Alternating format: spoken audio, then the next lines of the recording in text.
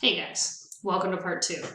I backtracked to the goal slide so you can, again, keep your eye on the prize and not get overwhelmed. I know I'm speaking quickly because I've only got 15 minutes to fit all this stuff in, but you can rewind, pause, and then rewatch as much as you need. Because, I mean, who wouldn't want to go through this stuff? This stuff is awesome. Okay, so we talked about tapeworms already, which was Diploidium caninum and Taenia pisiformis, and we looked at some of those immature life stages. And then we looked at whipworms. Whipworms are nasty little buggers that like to suck blood after they slash open the intestines and everything. Well, don't slash them open, they just slash them and cause bleeding. A little bit irritating and really uncomfortable for the patient. And what we're going to talk about next is roundworms. So I'm, again, going to disappear. Bye-bye. And this is what roundworms look like. We've got the adults here. A lot of times that's how they come out. Sometimes there's fur in there. Sometimes there's poop. People usually just kind of gather them up and they go, my dog pooped spaghetti. And that's really what these guys look like. Whether it's Toxocara canis, Toxocara cati, or Toxascaris leonina, they're round. They're round-shaped worms. And when you look at them, if you look at the one end, you'll see like an arrowhead, which is what you see here. And there's a second worm here. So this is a close-up of that arrowhead, and you can see it's kind of got these, fins or fans on either side. And if you get good at it, you can kind of determine which species it is. We won't go into that. I don't expect you to do it. But usually what we do is we look for the eggs under a fecal float. And in order to get roundworms, the eggs have to be larvated. So eating the adults, you're not going to get roundworm. Eating the eggs, maybe. What you need is for the eggs to look like this. So all these little embryos inside have now sort of all matured and they become this larva inside the egg. And that's what we call an infective egg. Because again, this is fecal oral transmission. So dogs walking through the area where somebody else with roundworms has pooped, they walk through, they lick their paws, or those really disgusting puppies who eat poop from other animals, that's how they're going to get them. So, same thing with cats. The really common way is over the placenta from mom, or through their milk. So that's how that goes. Now, when we're looking at them under the microscope, there's 3 different types. Remember that parasite list? I'm going to flash back to that for a quick second just to traumatize you again. You had these 3, Toxocara, Toxocara, and Toxascaris. So Toxocara canis you're going to find in dogs. Toxocara felis you're going to find in cats. Toxascaris leonina you might find in both. And when you're looking at them under the microscope, you're only going to see one or the other usually. You won't see all 3 at the same time. You can't, because one's for dogs, one's for cats, and one does both. So here's those 3 types of eggs. So this one here on the right, that is Toxocara canis. I know that because A, I downloaded the picture, and B, it's the bigger egg. The one on the left, you can tell it looks a little bit smaller. That's Toxocara cati, or felis. Some people call it cati, some people call it felis. Either way, it's from a cat. The one at the bottom, this is Toxascaris leonina, and that's the one that can affect both species. Now, roundworm can be zoonotic to people. They can't necessarily live in us and reproduce, but they can cause problems. And I'll get into that in a little bit when I show the life cycle, because roundworms have what seems to be a very complicated life cycle if you're not careful with it. What I want you to look at with these guys, and we'll go through this a little bit in lab, is if you look at the outer shell, it's got kind of a bumpy appearance on the outside, but then the inside of the shell has this really smooth look. Same thing to a lesser extent with the feline one. Kind of a bumpy outer shell, but a smooth inner shell. When you look at Toxascaris leonina, you've got a very, very smooth outside, but this very bumpy on the inside. And overall, it's kind of lighter colored. We can't really go by color when we're looking at eggs under the microscope like this, But you can see it's paler. It's not quite as dense and heavy an egg as the other two.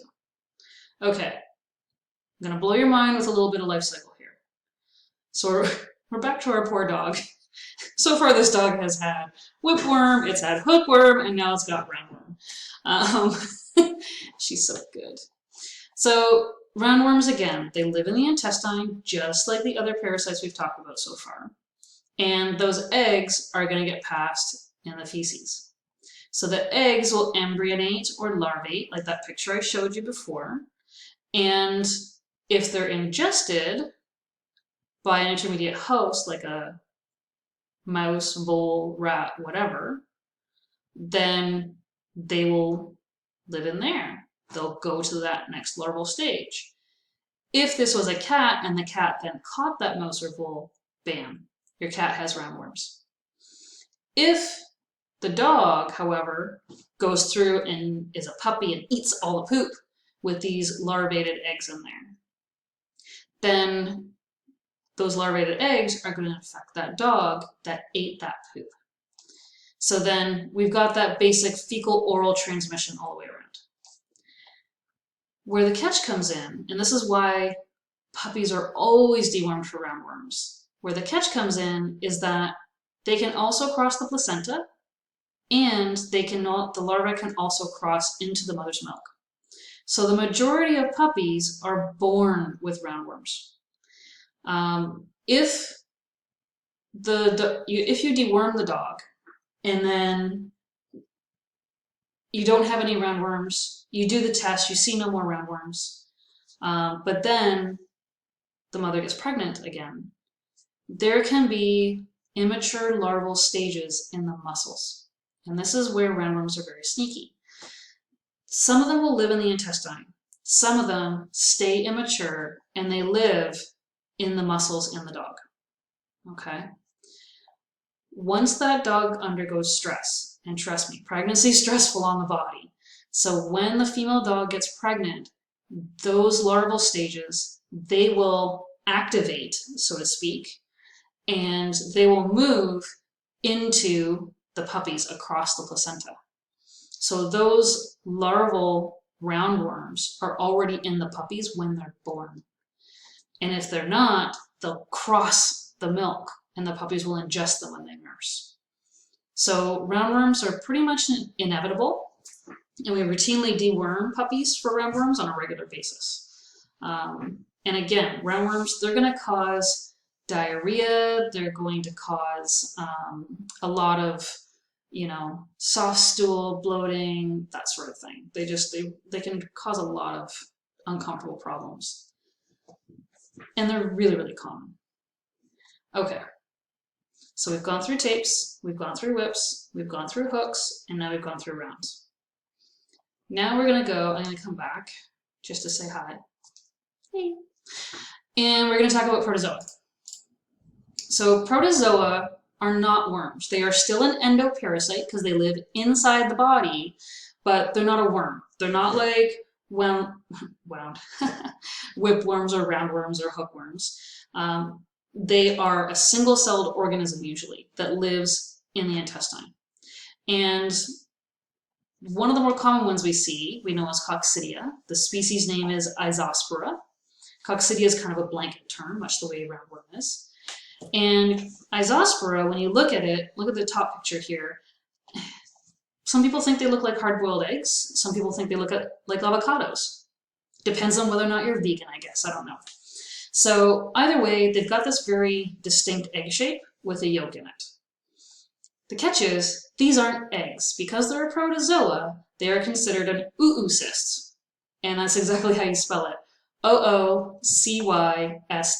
oocyst. If they are left, they become sporulated. And when they're sporulated, that's what's in the bottom picture here. They end up getting two yolks. So just like with our reproduction, when the egg is fertilized, we start splitting and splitting and splitting until we turn into humans inside the womb. With Isospora or protozoa, you see that split into 2 and then 4 and then 16 and so on. But you only usually see one of these two stages. So when you deworm for Rhizospora, you're not going to see worms come out like you would with the other parasites. There's nothing to see, but they do cause a lot of gas, diarrhea, bloating, and it's intermittent diarrhea. So it's on and off. Excuse me. They will they will have soft stool with like jelly or mucus in it, and then they'll be fine. And owners think, oh, it's okay, it's just something she ate, and then it'll come back. And over a few months, they'll be like, you know what, every couple of weeks she has diarrhea. We don't really know what's going on.